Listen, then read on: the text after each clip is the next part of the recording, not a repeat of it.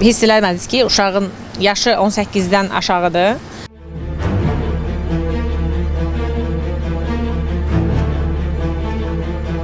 Burada Magnaboz var.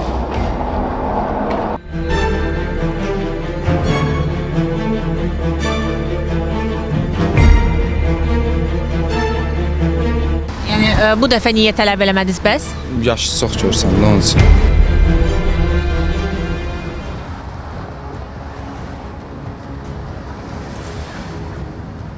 Burada Magnaboz var.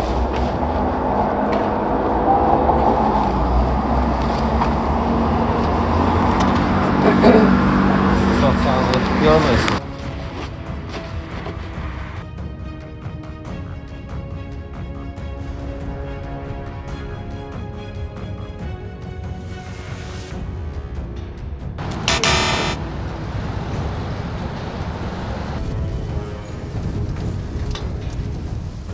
Siz siqaret satanda soruşmadınız uşağın neçə yaşı var? Yaşımızın saqqalı falan var. Yəni bilirsiniz də, yəni qanuna görə olmaz 18 yaşından aşağı olan şəxslərə siqaret satmaq. Və siz bu vaxta qədər heç vəsiqə filan tələb eləməmisiniz ki? Eləmişik bəli, əlbəttə ki. Yəni bu dəfə niyə tələb eləmədiniz bəs? Yaşı çox görsən, nə olacaq? Yəni saqqalına baxıb aldandınız? Ümumiyyətcə onda belə pısmasın, hər 21-22 yaş gələndə yəni hamısından tələb eləməyə ehtiyac yoxdur ki, sadəcə baxırsan özündən bilinir.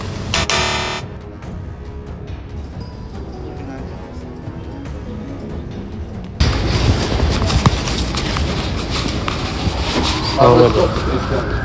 Anladım. Necəsiz? Sizdə Magna var bu? Magna. Mənim 18. Xeyr, üstündə. Çox sağ olun. Vermədilər.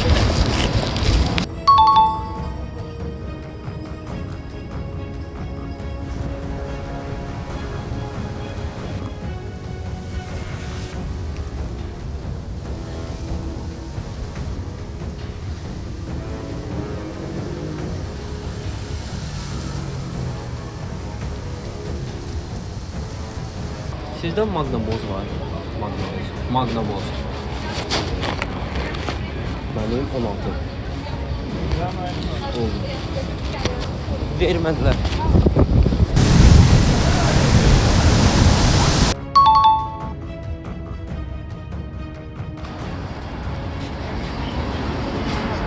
Sağ ol qardaş, necəsiz? Sizdə Magnaboz var.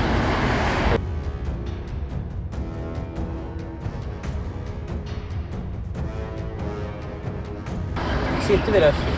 Neçədir? Hə? Kaçı verərsiniz?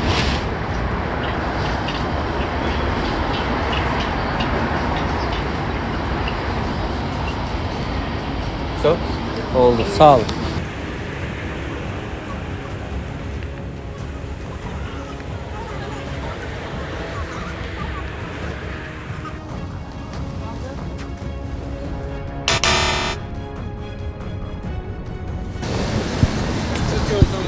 Salam.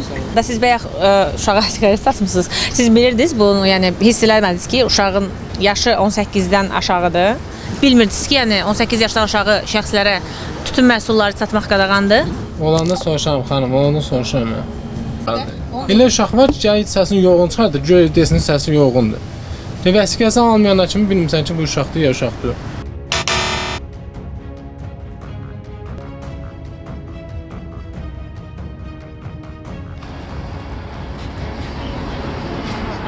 Sağ ol qardaş, necəsiz? Sizdə Magnaboz var.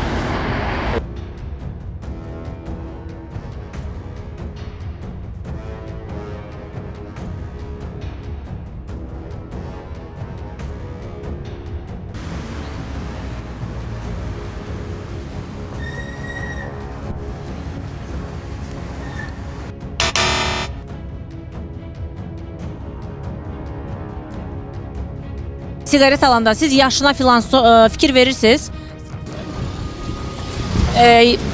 Vəsiqə tələb eləyirsiniz siqaret satanda? Hamısından. Hamısını bir-bir soruşurum. Sizdə Magnaboz var.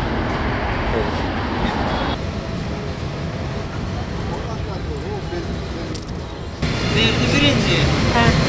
Sonra dedi 18 yaşı var. Yo 16 yaşdır. Vermədilər.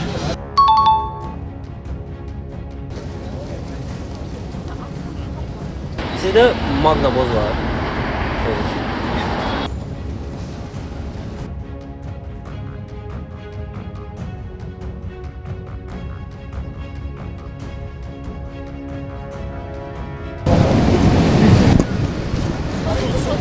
Satmadı xeyr.